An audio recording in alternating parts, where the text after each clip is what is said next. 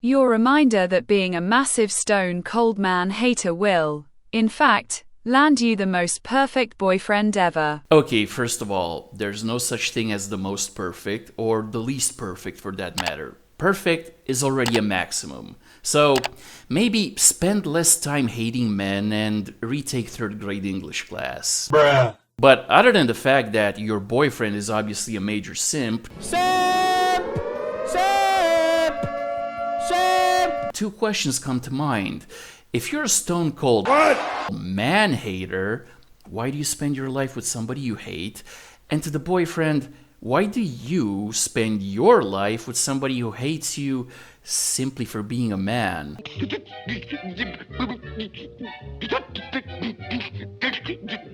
See, this just goes to prove, yet again, that the real problem with the dating market is the simps that accept and enable women's bad behavior. Pathetic. I don't know if any other ugly women can relate to this experience, or ugly people in general, but my entire life, ever since I've been old enough to be aware of the way that I look and my appearance in relation to others, I have felt inhuman. I have felt less than human. I have felt like something that has snuck onto Earth, and I've never known how to make that feeling go away because it is so inherent to who I am that I don't think it's possible for me to feel any other way than this. You're kidding, right? Stop it. Get some help. Bruh.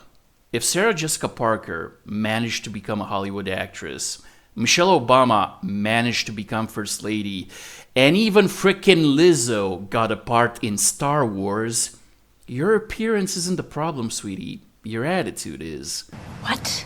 I mean, seriously, you could be living in a war zone with your house blown up and shrapnel wounds on your face. So, this video of yours kinda makes me think that you don't have any real problems, so you found some first world problems to complain about. I don't want peace. I want problems, always! I think it's perfectly socially acceptable to go on dates as a hobby. No, it's not. But by all means, continue to cringe. Like one of my hobbies is going on first dates. And here I am. I go on the first date, sure, yeah, to meet the guy, to talk, get to know them, tell them about me, see if there's potential love there, whatever. That's a small part of it. The big part of it is that I go and I get to try a new restaurant or a new spot in Boston. And usually, if not always, it's funded by the guy. So basically, you use men for their money. Just like a woman. Good thing you made this video though, so men know to not fund your hobby. Congratulations, you played yourself. So I'm ooh, let's go explore a little bit. Let's try to grow what I know about my city, and then when I go out with my friends, I can be oh my god, I went to this really cool new spot, let me show you. So I always try to get the guy to pick a restaurant that I haven't been to yet, or pick a cool new up and coming spot or whatever, because if I'm gonna go on a date and this guy might be great, but he might also just most likely most of them are just not my vibe, and that's fine. Sweetie, if going on foodie dates, first dates is a hobby, by your logic, pumping for the first time, then dumping is a hobby too. What? A lot of you lovely ladies might not be my vibe in the bedroom, so it's fine, right? How dare— Yeah, sorry ladies. If you dish it out, you gotta be able to take it. In more ways than one. When the ugly duckling turns into the beautiful swan. Far you've come. You faced your trauma. You came out on the other side. More like the ugly duckling turned into an average woman. And look at you. You're average at best. With a lot of tattoos and a tendency to scream into her phone camera. Are you kidding me? Nope, I'm really not. I believe more young men are lying in dating about who they voted for. You mean how for decades a lot of women lie about liking men so they'd pay for foodie dates? Or how a lot of women lie about loving men so they'd marry them only to then divorce them and take half or more of their assets? Gee, I wonder where men learn this behavior from. And I believe this because this happened to me. Quick preference that if you are someone who doesn't care about politics and that you would date someone on either side, that's great. That's your journey. I'm someone who's dating with intention, and I want to date someone whose values and morals align with my own, and I would rather be single than end up with someone whose values don't align with my own. Anyway, so I was dating this guy. First day, I make it clear that I'm liberal. Couldn't really get a sense of where he was landing, which honestly should have been a yellow flag. But anyways, second day, I decided to be more intentional about it and just directly ask him, like, are you politically involved? And he said, not as much as I want to be, but I am more moderate, but I voted for Kamala. Every day, more lies. And I said, great. And then from that, I figured we would get to know each other's politics throughout the course of a natural dating. I don't need to go through every single belief of mine and make sure that we're aligned on the second day. Anyways, over the next 2 months, we are dating, and we did have more political conversations. And while he didn't seem as politically informed as me, that's okay. It definitely did seem he leaned more left during these conversations. Anyways, after 2 months, he asked me to be exclusive on a Wednesday, and I say, yes, this is going really well. He's been a really nice guy. I'm not in love with him yet, but he's a nice guy. Okay, and then Thursday rolls around, whatever, nothing happens. Friday morning, I just said him good morning, and then he says good morning and sends me this long message, and it is him saying, I've not been honest with you about who I align with politically. First of all, I was like, so what did you lie about? And he's like, I voted for Trump. What? I voted for Trump. I love this guy. And it was really annoying because it wasted 2 months of both of our lives. It wasted dates that we went on. It wasted money, mostly his money, but my money too. You know, guys, I partly agree with her, because why would you waste your time and money on a woman who you know will automatically reject you for your political beliefs, when you could have spent that time and money with a woman who shares your political beliefs? Dude was kind of an idiot, if you ask me. Now, as for you, sweetie, if dating a man who's 100% aligned with your politics is so important to you, which is perfectly fine, the solution is simple. Get off the dating apps, go to your local party headquarters, in your case, the Democratic Party, join, and try to find a guy there. It's not rocket science.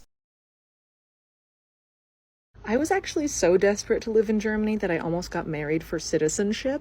So basically, you were willing to commit immigration fraud. And I really wouldn't recommend it. Yeah, no kidding. It's illegal. Everything went so wrong in all of the ways you would not expect them to. Basically, I was young, I was afraid of getting kicked out of the country, and I was talking to my friends about it, and it felt like, okay, maybe getting married is a good idea. It wasn't. But anyways, I'm talking to my friend and my boyfriend at the time about the options to maybe get married. My best friend was super sweet. She was like, if they try to kick you out of the country, I'm marrying you. Of course I'll marry you. My boyfriend was less excited about the idea. He really didn't want me marrying my best friend, and he also really didn't want to marry me. Yeah.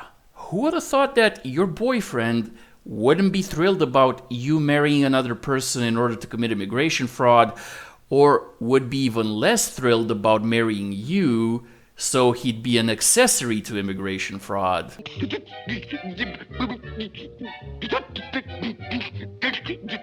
But he also didn't want me to get kicked out of the country. And honestly, I think he knew that the German government was probably going to trust our relationship. You know, guys, in this situation, keep in mind that this lovely lady is a US citizen.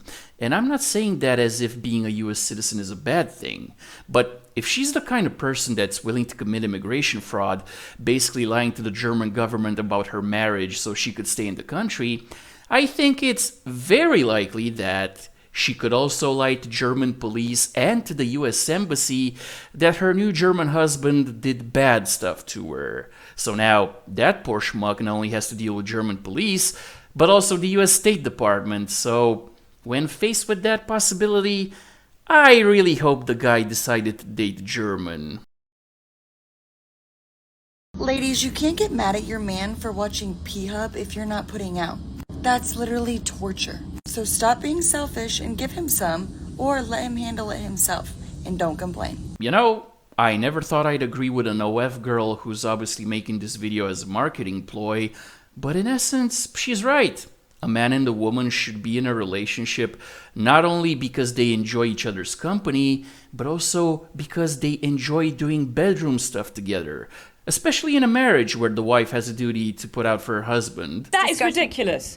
No, hang on, I won't do that. Just like the husband has a duty to put out for his wife. And considering that a lot of women marry men just for money and they stop putting out after marriage, out of the many updates that divorce laws need in the West, lack of intimacy should be grounds for divorce with no compensation. You're goddamn right. Why are there more traditions to celebrate women, and would that make sense if we're living in a patriarchy? Are there more traditions to celebrate women? Yes. Because I'm gonna need you to show your work on that one. Be happy to, comrade. I'm gonna let you cringe, then I'll tell you after. Here's the thing that really gets me about this question. You're acting like having a day where women get brunch somehow negates the rest of the year where women make 82 cents to every dollar a man makes.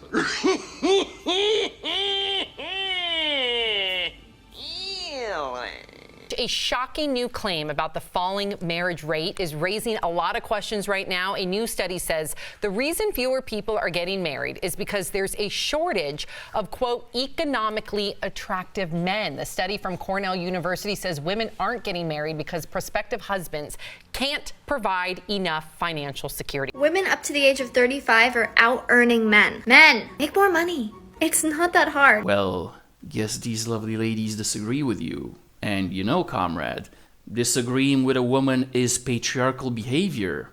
Shame on you. Where they do the majority of unpaid household labor and where they're underrepresented in leadership positions across virtually every industry. It's like saying, how can we have racism? February is Black History Month. Barack Obama was president.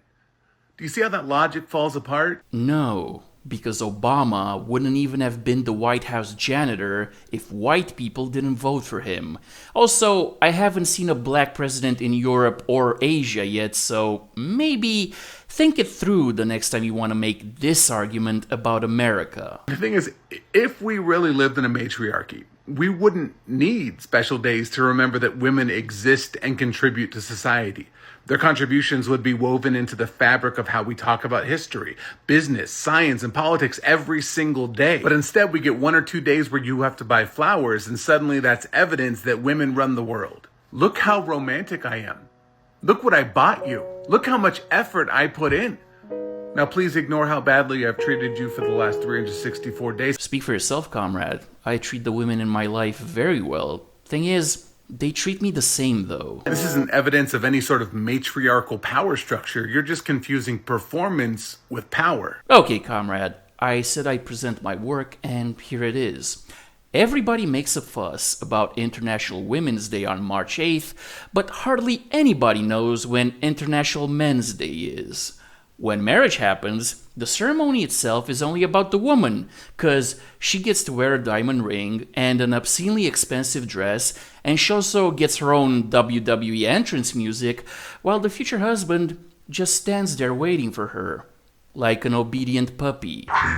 And then you got divorce courts, which favor women, and give women child custody about 90% of the time, which leads to 90% of child support being paid by men to women.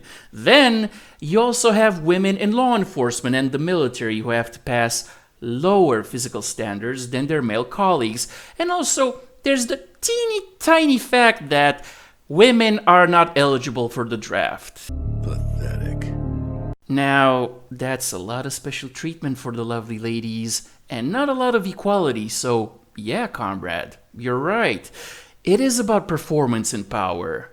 A lot of the lovely ladies can't perform equally to men, so they don't get power. And that's the bottom line, 'cause Stone Cold said so.